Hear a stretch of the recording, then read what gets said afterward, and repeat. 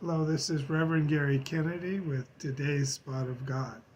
This is actually part two of a video that I started 2 weeks ago where I introduced the story of Jesus calling his disciples to throw their nets into the sea.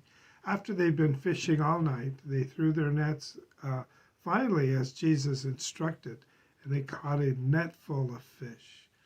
Jesus used that opportunity to invite them to be disciples, and they followed Jesus. So now I want to fast forward. 3 years later, Jesus has been crucified and resurrected.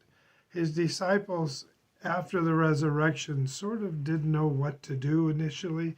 Some of them were hiding for a while. Some of them returned to their former businesses. And so I want to tell you about some of the disciples who were fishermen and returned to fishing. They were fishing, and again, like the first story, were not successful. Jesus appears, asks them to throw their nets into the sea, this time on the right side of the boat, and they caught a net full of fish.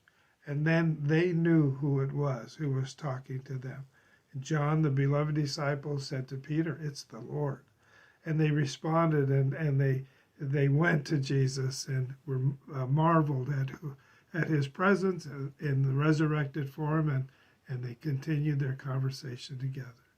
This story reminds me that sometimes in life we learn things about God or the Christian walk, and we need to sort of revisit that. Maybe we need to be taught again or read the passage again. And sometimes we say to ourselves, if I would have only listened the first time, I wouldn't have had to been taught the second time.